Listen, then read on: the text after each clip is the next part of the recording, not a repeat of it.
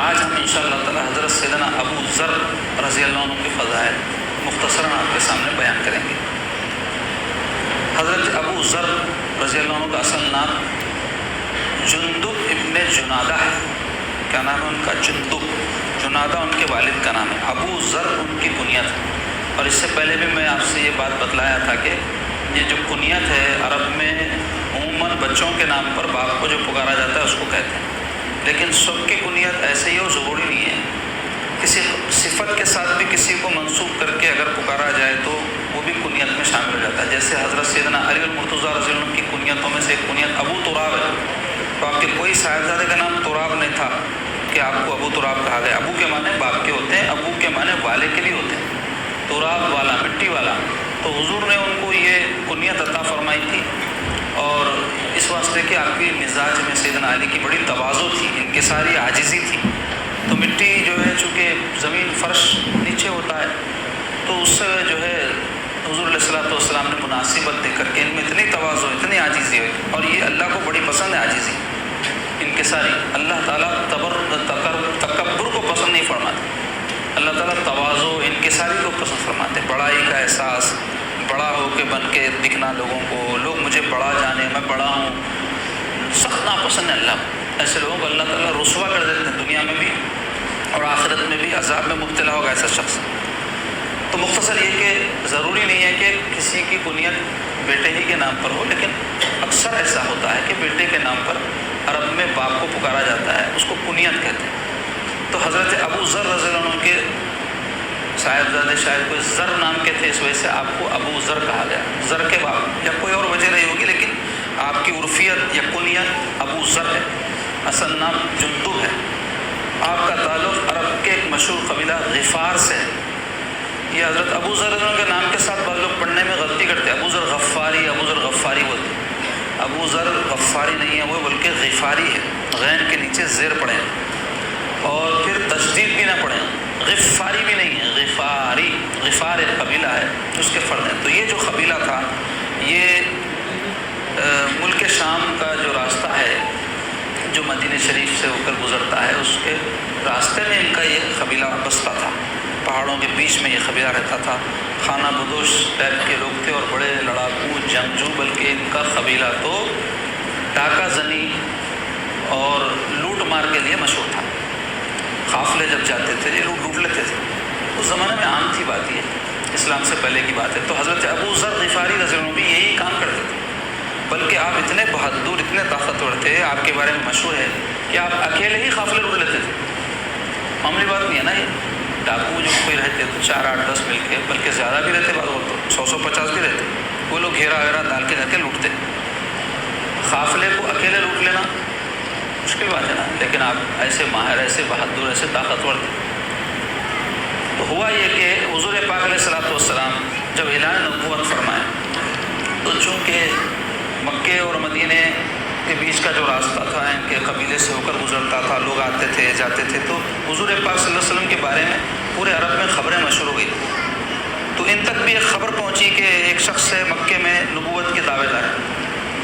تو یہ اپنے بھائی جن کا نام انیس تھا، ان سے کہے کہ ذرا مکہ جاؤں یا جانا ہوا تو ذرا معلوم تو کر کے آؤ، یہ شخص جو ہے کوئی محمد نام کے نبوت کا دعویٰ کیے ہیں، کون ہے، کیا بول رہے ہیں آخر۔ تو ان کے بھائی آئے، آگے حضور پاک صلی اللہ علیہ وسلم کے بارے میں معلومات کر کے واپس جب آئے اپنے قبیلے میں، تو حضرت ابو ذر سے انہوں نے کہا کہ میں گیا تھا، اس شخص کے بارے میں معلوم کیا، ان کا نام محمد ہے، ان کے والد کا نام عبداللہ ہے، اور وہ لوگوں کو اچھی باتوں کی ترغیب دلاتے ہیں، بری باتوں سے منع کرتے ہیں۔ تو اتنی بات سن کے حضرت ابو ذر کو اطمینان نہیں ہوا، بولے نہیں بھائی اور تفصیل ہونا میرے کو۔ تو بولے کیا کرنا، تو میں خود ہی جا کے معلومات کرتا ہوں، بلکہ مکہ مکرمہ پہنچے۔ اب مکہ مکرمہ پہنچنے کے بعد کس سے پوچھوں، کیا پوچھوں، سمجھ میں نہیں آیا۔ پھر ان کو ایسی اطلاع ملی تھی کہ حضور پاک صلی اللہ علیہ وسلم کی جو ہے مخالفت چل رہی ہے، لوگ دشمن ہو گئے ان کے۔ تو آپ بولے کہ غیر ضروری کس سے پوچھ کے میرے ساتھ لوگوں کی دشمنیاں نہ ہو جائے۔ تو جا کر حرم میں کعبۃ اللہ میں بیٹھ گئے، رات ہوئی تو اب کعبۃ اللہ کو بند کر دیتے تھے روزانہ۔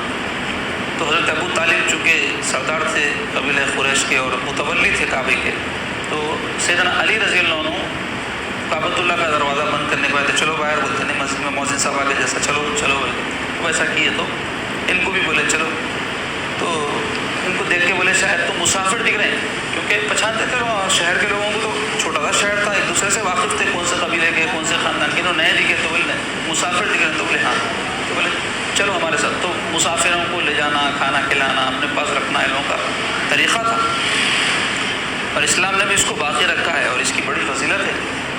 مگر کوئی جینین جو ہے مسافر ہو، آج کل جیسے کئی چور چھٹے نکل گئے، مسافر ہے، پیکٹ مار دیا ہماری، پیسے گم گئے، جھوٹ بولتے ہیں، سب بولتے ہوں گے، وہ تو نہیں بول رہا ہوں میں، لیکن اکثر ایسا ہو جانے سے کیا ہوگا، کوئی آدمی صحیح بھی رہا تو اپن شبہ میں آ جائے، ارے انہیں تو نہیں ہے، جھوٹ بول رہا سوالا، ایسا ہو جائے۔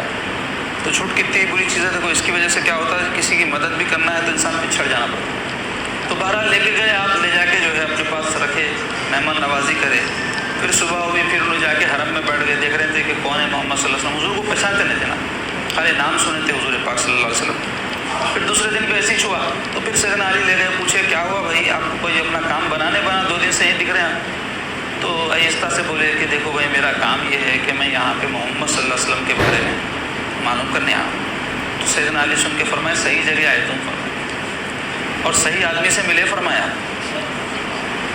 تو بولے دیکھو میں لے جا کے تم کو محمد صلی اللہ علیہ وسلم سے ملاتا ہوں جو اللہ کے رسول ہیں، اور لوگ ان کے دشمن ہو گئے، تو میں تم کو ساتھ لے کے جاؤں گا تو میرے اوپر لوگوں کی نظر رہیں گی کہ میں ان کا قریبی آدمی ہوں، تو ایسا نہ ہو کہ تم کو یہ لوگ تکلیف پہنچائیں۔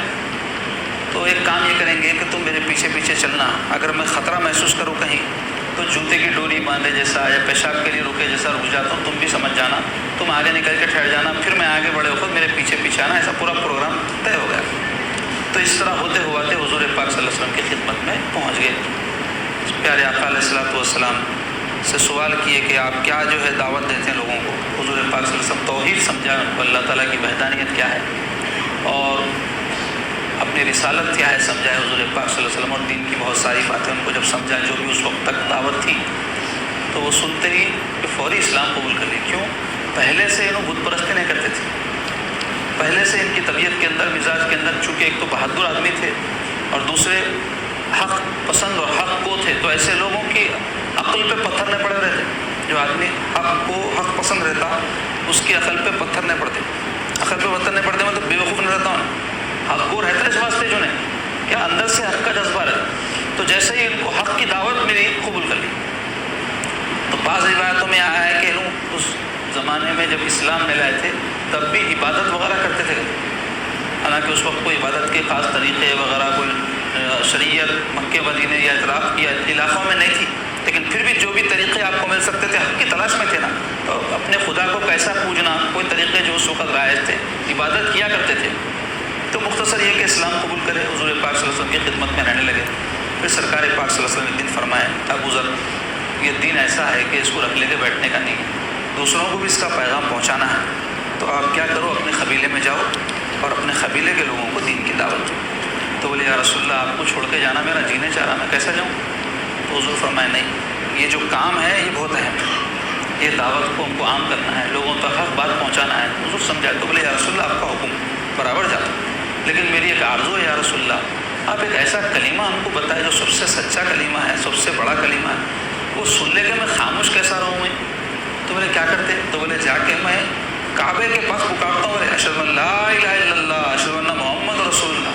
حضور فرمایا ابو ذر اچھا نہیں ہے، لوگ تمہارے دشمن ہو جائیں گے، تمہارے ساتھ گستاخی بدتمیزی کریں گے، تم کو مار پیٹ کریں گے۔ تو بولے یا رسول اللہ پرواہ نہیں ہے میرے کو مارے تو میں بھی مارتا ہوں، جو بھی میرا اپنا جذبات تھے اس کا اظہار کیے۔ حضور فرمایا تمہاری مرضی۔ تو یہ پہنچے کعبۃ اللہ شریف کے پاس اور زور زور سے کلمہ طیبہ پڑھنے لگے۔ اب سننا تھا کہ پہلے سے کفار چڑھتے تھے یہ کلمے سے، ان کے اوپر ٹوٹ پڑے، مار پیٹ ہوئی، ہوتے ہی زخمی ہو گیا۔ اتنے میں حضرت سیدنا عباس رضی اللہ عنہ جو سرکار کے چچا ہیں وہ دیکھے کہ ارے یہ تو قبیلہ غفار کا آدمی ہے اور یہ قبیلہ ہمارے تجارتی سفر کے راستے میں پڑتا۔ جا کے کافروں کو بولے نادانوں کیا کر رہے ہیں، اگر نے مر گیا کرا تمہارے کو مشکل ہو جائیں گی، یہ پورے ڈاکواں ہیں، تمہارا آنا جانا بند کر دیں گے مدینے کی طرف، شام کے لیے جو تجارت کو گزرتے مدینے سے ہو کر وہ راستہ تمہارا بند ہو جائے گا، دوسرا کوئی راستہ ہے نہ، جاتے کہاں، بھوکے مرنے کی نوبت آ جائیں گی۔ تو اپنے معاش کے واسطے پیٹ کے واسطے خیال کر کے چھوڑ دی. حضرت ابو ذر رضی اللہ عنہ ایک دن اس طرح سے جو ہے حالات سے گزرے تو ٹھنڈنے پڑے. پھر دوسرے دن ویسے جا کے پکارے, پھر کفار ٹوٹ پڑے ان کے اوپر, پھر ویسے ہی معاملہ ہوا, پھر بہرحال چھوٹ گئے آپ. اس کے بعد میں ذرا جوش ٹھنڈا ہو گیا تو آ کے بولے یا رسول اللہ اب میں جاتا ہوں اپنے قبیلے میں اور جا کے میں دین کی دعوت دیتا ہوں. تو آپ کا اسلام لانے میں سیرت نگار اور محققین کہتے ہیں 5واں نمبر تھا. کیا نمبر تھا ان کا؟ 5واں. تو سابقین اولین تو اسلام میں جو شروع میں داخل ہوئے ان کو سابقون اولون یا سابقین اولین کہتے ہیں, ان میں شمار ہوتا ہے. تو آپ چلے گئے, جا کے اپنے قبیلے میں دعوت دین کا کام کیا. اپنے بھائی ان کے انیس نام کے ایک تھے اور ایک کوئی تھے, ایسا ہوتے سارا قبیلہ ان کا اسلام کی طرف آنے لگا. پھر یہ مکہ مکرمہ میں سرکار کی دعوت کا کام چلتا رہا, کھلم کھلا دعوت کا. جب حضور کو حکم ہوا حضور دعوت دیتے رہے, یہاں تک کہ ظلم کافروں کا جب بڑھا تو نبوت کے اعلان کے 13ویں سال حضور پاک صلی اللہ علیہ وسلم ہجرت فرمائے مکہ مکرمہ سے مدینہ طیبہ.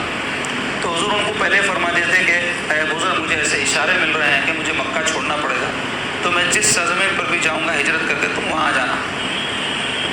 تو اب ان کے واقعات میں حضرت ابو ذر رضی اللہ عنہ کے یہ آتا ہے کہ آپ چونکہ تبلیغ اور دین کی جو ہے دعوت کے کام میں مشغول تھے, اس واسطے فوری آپ ہجرت نہیں کر سکے.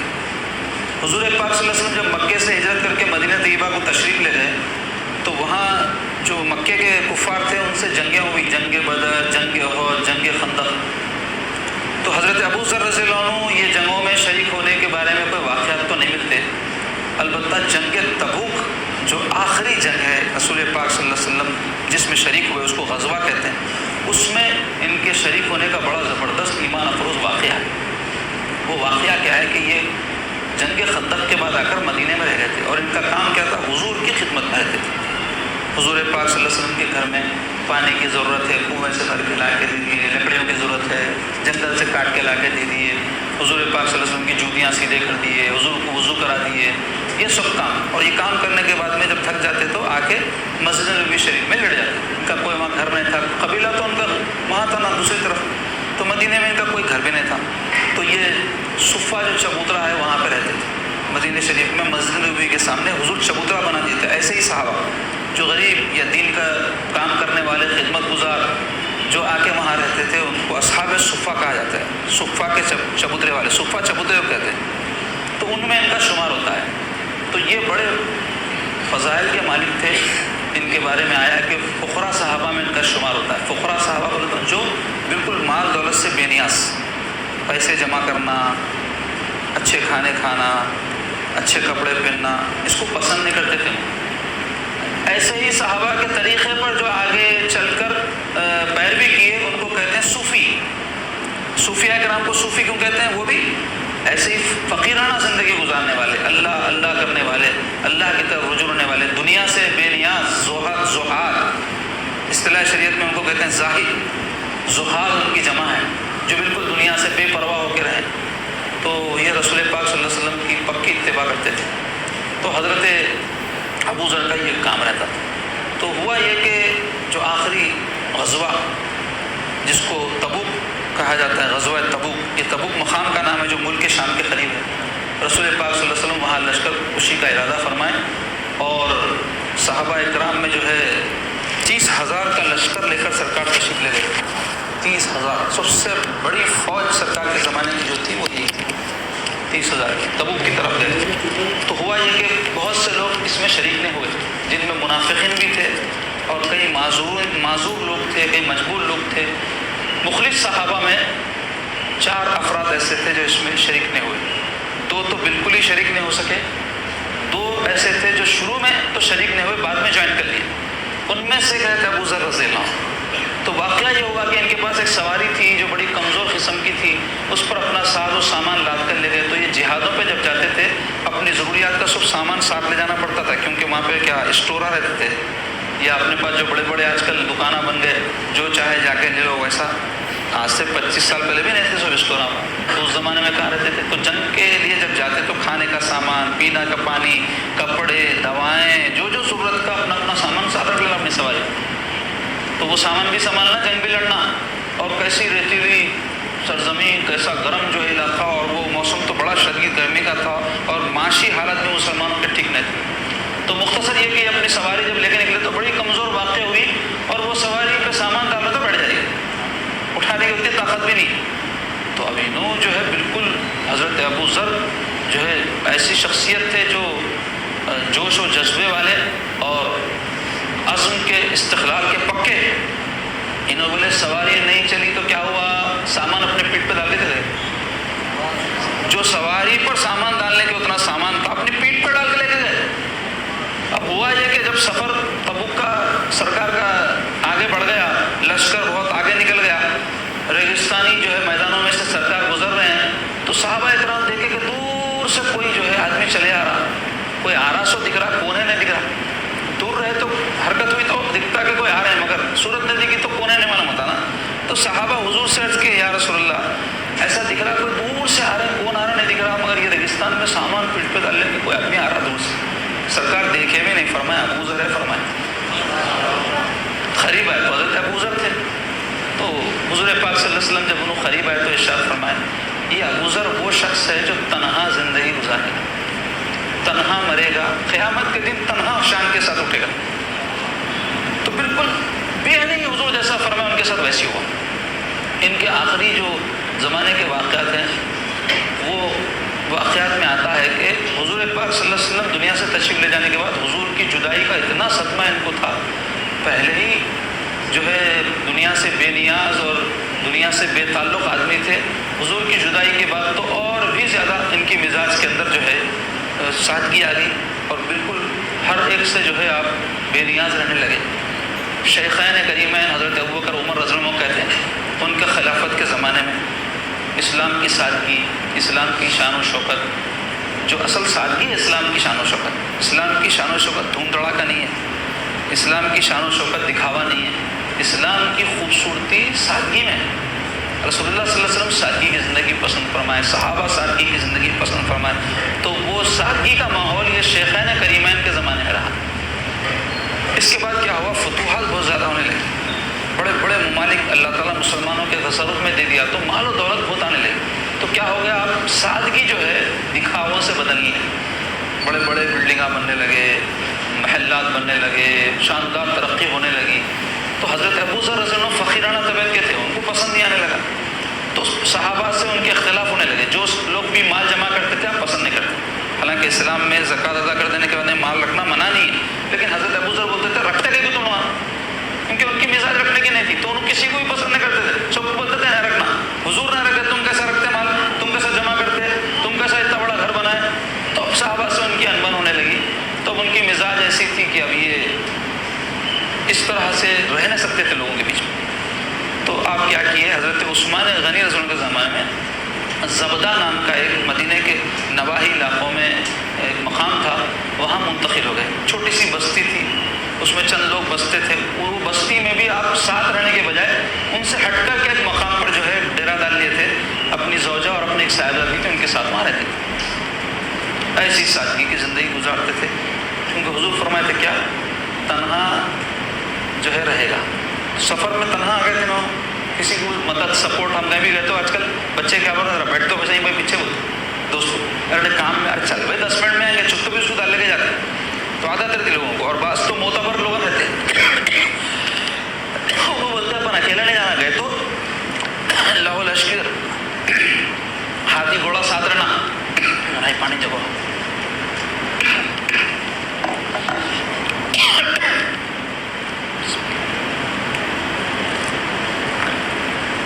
الحمدللہ.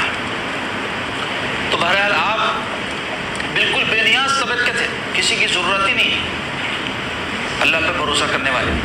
اب کسی کے اندر اتنا توکل ہو تو ویسا شخص کسی کی مدد نہ لے تو جائز ہے. لیکن ہم ایسے لوگ ہیں، ہمارا ایمان اتنے لیول کا نہیں ہے، تم کو ضرورت ہے بیٹا کام کرنا، بھائی کام کرنا، مریدہ کام کرنا، یہ سب ضروری ہے. تو چل رہی زندگی اسی. تو مختصر یہ کہ آپ تنہا ہو گئے، وہاں رہنے لگے. اب آپ کا آخر وقت آ گیا تو آپ کی زوجہ پریشان ہو گیا. بولے جی آپ پوری زندگی تنہائی میں گزارے، اب آپ کا آخری وقت آیا.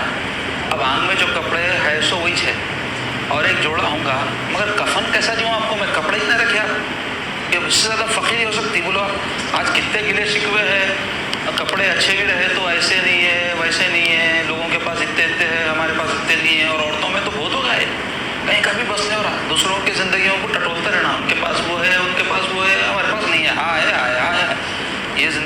مسلمان کی ہائے کی زندگی رہتی ہے، مسلمان کی زندگی الحمدللہ کی زندگی رہتی ہے، جو حال میں اللہ رکھے راضی، اس کو قناعت بول. تو قناعت پسندی ختم ہوئی آج امت میں، اور عورتوں میں تو بالکل ہی قناعت پسندی نہیں ہے، تقابل. اور ہماری بہن کے شوہر ایسے ہیں، انہوں اتنا خرچہ کرتے ہیں، ہمارے شوہر نہیں کرتے. ہر ایک کا یہ گلا ہے. اب بہن کے شوہر سے پوچھے تو انہیں بہن یعنی اس کی بہن سے پوچھے تو انہیں بولتی ہمارے شوہر سے بھی اچھے ہیں جی، ہمارے شوہر اتنا نہیں کر رہے ہیں بولتی. تو ایسا حال ہو گیا، ہر ایک کو گلا، ہر ایک کو شکوا. تو مختصر یہ کہ آپ کی بیوی جب ایسا بولے تو آپ فرمائے ارے فکر مت کر، میرے سرکار مجھے فرمائے تھے کہ ابو ذر تیرا جب انتقال ہوگا تو ایک جماعت آ کے تیری نماز پڑھی. حالانکہ وہاں جنگل میں ویرانے میں کونا تھا. بیوی حیران بولے ایسا کیسا؟ بولے فکر مت کر، ذرا چل کے جا، جو راستہ یہاں سے گزرتا نا وہ راستے پہ ٹھہر جا، کوئی بھی اگر گزرے تو ان کو بول سرکار کے صحابی کا انتقال ہو رہا تھا، چلو بول. تو جا کے وہ بیچاری ٹھہر گئی. اب جنگل کے راستے میں ایک عورت تنہا ٹھہری ہوئی ہے، وہاں سے ایک جماعت گزری. انہوں نے دیکھے عورت کے گھٹنے رکی، کیا ہوا اماں پوچھے تو انہوں بولے کہ سرکار پاک صلی اللہ علیہ وسلم کے ایک صحابی ہے، ان کا وقت اخیر ہے اور آخر رسومات کے لیے ہمارے پاس کوئی بھی مردانہ نہیں ہے، ذرا آپ مت چلیے. تو وہ جو جماعت تھی اس میں حضرت عبداللہ ابن مسعود رضی اللہ عنہ تھے، سرکار کے صاحب. اور وہ حج کا سیزن ہونے کی وجہ سے سب قافلے چلے جا چکے تھے، صرف حضرت عبداللہ ابن مسعود نہیں گئے تھے. انہوں کوئی سفر پہ جا رہے ہیں، آ رہے تھے. تو انہوں سنتے بولے کہیں یہ ابو ذر تو نہیں ہے؟ پوچھے. بولے ہاں ابو ذر ہی ہے. تو بولے آپ کو کیسے معلوم؟ سرکار فرمائے اکیلا جئیں گا، اکیلا مریں گا، اکیلا اٹھیں گے. بولے چلو ہماری خوش قسمتی ہے، ہم ان کے جنازے میں شریک ہوں. تو پہنچنے کے بعد ان کا انتقال نہیں ہوا تھا. ابھی صحابہ سے بات کیے کرے، اس کے بعد میں انتقال ہو گیا، آخری وقت تھا، بہت ضعیف ہو گئے. تو یہ 32 ہجری کی بات، ہجرت کے 32ویں سال. تو حضور پاک صلی اللہ علیہ وسلم کے یہ صحابی کا جب وصال ہوا تو وہ جو جماعت تھی ان کو غسل دی، ان کی نماز جنازہ پڑھائی، ان کی تدفین کی. تو یہ حضرت ابو ذر رضی اللہ عنہ کے حالات زندگی جو مختصر میں آپ کے سامنے رکھا. تو آپ غور کرو کیسے کیسے سرکار کے صحابہ ایسے ہی تھے جس کی وجہ سے اللہ تعالیٰ حکم دے رہے ہیں حضور کو کیا کہ ان سے محبت کرو. کیوں؟ میں بھی ان سے محبت کرتا ہوں. یہ شان ہے سرکار کے. یہ ثابت ابو ذر سرکار پاک صلی اللہ علیہ وسلم فرمایا ان کے بارے میں زمین پوری جتنی ہے نا، پوری زمین پر اور آسمان جو سروں پر انسانوں کے چھایا ہوا ہے اس کے نیچے ابو ذر سے زیادہ راست گو کوئی نہیں ہے فرمایا سکتا. سچی بات کہنے والا پوری زمین پر اور آسمان کے نیچے، مطلب جہاں تک بھی آسمان ہے جہاں تک بھی زمین ہے، ان کے جیسا سچا نہیں. ایسے حق کو تھے، کسی کی پرواہ نہیں کرتے تھے. حضرت عثمان غنی امیر المومنین ہیں، ان سے جب بات ہوئی تو ان کو بھی بول دیے کہ یہ مال دولت بہت جمع ہو رہا مسلمانوں کے پاس، امیر المومنین صحیح نہیں ہے. حضرت امیر معاویہ کے پاس گئے، ان کو گن دے کے آ گئے. بولے یہ سب غلط ہے، محلات کیوں بنا رہے ہیں، یہ سب دولت کیوں جمع کر رہے ہیں. حضرت امیر معاویہ بولے بھائی ہم زکوٰۃ ادا کر دیتے نا، ہم رکھ سکتے ہیں. تو بولے نہیں، تم سرکار کے صحابہ ہے، تم نہ کیسا رکھتے. اب ان کی ایک سوچ تھی نا بھائی، وہ اپنی جگہ صحیح تھی، کیونکہ اس سوچ کے حامل بھی تھے، اس پر عامل بھی تھے. اور دوسرے لوگ اس درجے کے نہیں تھے ہوں گے، ان کے اپنی سوچ ہے. تو وہ لوگ بھی اپنی جگہ درست ہے، کیونکہ زکوٰۃ ادا کی بات تو اللہ کے پاس پوچھ نہیں ہے نا مال کی کہ کیوں جمع کرے. زکوٰۃ نہیں ادا کر کے جمع کرے تو پکڑ ہے. تو مختصر یہ کہ فقراء صحابہ میں سے تھے، عاشق رسول تھے. سرکار پاک صلی اللہ علیہ وسلم سے ایسی محبت و چاہت تھی، ہمیشہ حضور کے ساتھ لگے رہنا. اور حضور پاک صلی اللہ علیہ وسلم سے کئی ان کے روایات بھی حدیث حضور سے 218 بعض علماء کہتے ہیں 218 حدیثیں ان سے روایت، اور 14 یا 15 حدیثیں تو بخاری اور مسلم شریف میں. اب بخاری مسلم کا ذکر کیوں ہو رہا؟ معتبر ترین کتابیں ہیں نا، تو دونوں محدثین ان سے جو ہے 17 یا 18 حدیثیں روایت کی ہیں. اب بکثرت احادیث اس واسطے نہیں ہے کہ خاموش طبیعت تھے، لوگوں کے بیچ میں رہتے رہتے اور سب چمکتے تھے ان سے. حق کو آدمی سے سب چمکتے نہیں. آج بھی دیکھو آپ، سچا جو آدمی رہتا کچھ غلطی کرے بولتا تو لوگ آتے بولتے بھاگو بھائی، شروع ہو جاتا ہے. آج کل ایسی ماحول ہوگا، بلکہ ایسے واعظین بھی، ایسے مقررین بھی، ایسے علماء بھی لوگوں کو پسند نہیں ہے جو حق گوئی سے کام کرتے اور کوئی غلطی رہی تو بتاتے. تو کیسے واعظین مقرر ہونا؟ کامیڈی شو کرنا، قصے کہانیاں کرنا، ہجو کرنا، کس کی بےعزتیاں کرنا، ٹھیلی ٹھاٹا کرنا. انٹرٹینمنٹ چینل بنا دیا اس کو بھی. واعظ و نصیحت انٹرٹینمنٹ کے لیے نہیں ہے، واعظ و نصیحت جھنجھوڑنے کے لیے، دل کے تاروں کو ہلانے کے لیے، تاکہ اس سے اپنے رب سے تعلق درست ہو. اگر کوئی واعظ خالی کھٹے میٹھے باتیں کرتا، لوگوں کو ہنساتا اور انہیں کوئی نصیحت نہیں کرتا اور ہدایت کی باتیں نہیں کرتا تو انہیں شیطان کا ایجنٹ ہے. لوگوں کو غفلت میں مبتلا کر رہا. جبکہ حکم کیا ہے؟ واعظ و نصیحت میں تنبیہ ہونا. رسول اللہ صلی اللہ علیہ وسلم کے مواعظ آپ اٹھا کر پڑھیں احادیث میں، اور کئی اس موضوعات پر کتابیں ہیں، آپ اٹھا کر اس میں مطالعہ کیجیے، آپ کو پتہ چلے گا. صحابہ کرام جو کہتے ہیں کہ حضور واعظ فرماتے تو آنکھیں بہہ پڑتی تھی ہماری، دل دہل جاتے تھے. ہم ایسے محسوس کرتے ہیں کہ حضور جہنم کا تذکرہ فرمائے، جہنم ہمارے سامنے ہے، جنت کا تذکرہ فرمائے، جنت ہمارے سامنے ہے، آخرت کے باتیں بیان کر رہے ہیں تو آخرت اب بپا ہو گئی، ایسے ہم محسوس کرتے تھے. یہ آیا ہے حدیث میں. تو ایسا واعظ، ایسی نصیحت سرکار پاک صلی اللہ علیہ وسلم فرماتے. تو واعظ و نصیحت کس مقصد سے ہونا؟ لوگ ہدایت حاصل کریں، راہ راست پر آئیں، انہوں سدھرے. پبلک میں ماشاء اللہ سبحان اللہ ہو جائے، نعرے تکبیر ہو جائے، سننے والا بولے کیا زبان ہے وہ، کیا بات کرتے ہیں وہ، یہ اس کے واسطے تقریر ہے، اس کے واسطے واضح ہے. اگر ایسا کوئی کر رہا تو انہیں جہاں پرست ہے، عزت پرست ہے انہیں، اور یہ حرام ہے. تو مختصر یہ کہ اس حدیث پاک کے حوالے سے حضرت ابو ذر رضی اللہ عنہ کے مختصر فضائل اور ان کے حالات ہم آپ کے سامنے بیان کریں. اس موضوع پر بے شمار کتابیں بھی حضرت ابو ذر کے احوال، ان کے مناقب اور ان کے فضائل میں چھوٹی بڑی ہر قسم کی ہے بازار میں. تو اہل سنت والجماعت کے علماء کی کوئی کتاب ہے تو لے کے رکھنا. مجموعے بھی ہے صحابہ کے، اہل بیت کے فضائل کے، وہ بھی لے کے رکھنا. اور صحابیات کے، امہات المومنین کے واقعات کی کتابیں ہیں، اپنے گھر میں رہنا، ہلو کر کے کتابیں جمع کرنا. اور کئی کو بولے تو خالی سالمانی میں جمع کے رکھنے نہیں، پڑھنے، نکالتے رہنا، پڑھتے رہنا، سناتے رہنا اپنے گھر والوں کو، اپنے بچیوں کو خاص طور پہ سرکار کے صاحبزادیوں کے واقعات سناؤ، امہات المومنین کے واقعات سناؤ، صحابیات کے قصے سناؤ. آج اس سے ہم اپنی نسلوں کو دور کر دیے، جس کے واسطے بچیاں جو ہے ناچنے والوں کے قصے جانتے، کھیلنے والوں کے قصے جانتے، ناٹکوں میں کام کرنے والوں کے حالات جانتے، لیکن انبیاء کے بیویوں، انبیاء کے بیٹیوں کے قصے نہیں معلوم، سرکار پاک صلی اللہ علیہ وسلم کے شہزادیوں کے قصے نہیں معلوم. کیوں؟ بتایا نہیں جا رہا ہوں. تو اس واسطے ہماری بچیاں ناچنے والیوں کو اپنی زندگی میں ہر قدم پہ پیش نظر رکھے ہوئے، کپڑے پہنتے تو ان کی طرح، مٹکتے چٹکتے تو ان کی طرح، زندگی گزارنا چاہتے ان کی طرح، تو نتیجہ بھی ان کی طرح ہوگا نا. جب ان کی طرح زندگی گزاریں گے، آدمی جس کے طریقے پر زندگی گزارتا جاتا بھی اس کی جگہ پہ، تو یہ لوگ سب کہاں جانے والے ہیں؟ پورے جہنم رسید ہونے والے ہیں نا. تو ان کے طریقے پر چل کے لوگ بھی وہیں جانے والے ہیں. تو جو ہستیاں جنتی ہیں ان کے طریقے پر چلیں گے تو جنت میں جائیں. تو وہ کون ہیں؟ سرکار کی شہزادیاں ہیں، سرکار کی ازواج پاک ہیں، صحابیات ہیں، اولیات ہیں. نہیں معلوم یہ واقعہ پہلے عام ماحول تھا، یہ محفلوں میں، مجلسوں میں تک لوگ یہ موضوعات پر گفتگو کرتے تھے. آج کیا ہے؟ کھیل کود، سیاست، ناچنا گانا، فضولیات، خرافات، یہ موضوعات ہیں ہمارے، یہ محفل ہے. کیونکہ سوچ یہی ہے نا انسان کی، تو جو سوچ اور فکر ہے وہی زبان پہ آتی ہے. یہی ماحول بنا ہے، گھروں میں یہی ماحول ہے، ناچ گاچ یہ چل رہا.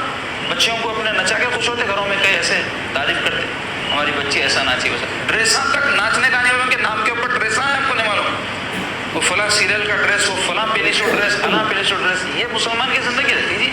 نوجوانوں کا بھی وجہ ہے، مرد بچوں کا ہمارے، ان کو بھی یہ ایکٹر پہنا سو ڈریس، انہیں رکھا سو داڑھی، انہیں کاٹا سو بالا، انہیں رکھا سو مونچھ، انہیں پہنا سو اینک. یہ ہے ہمارے آئیڈیل، ہمارے لیے مشعل راہ. یہ ہستیاں ہیں کون؟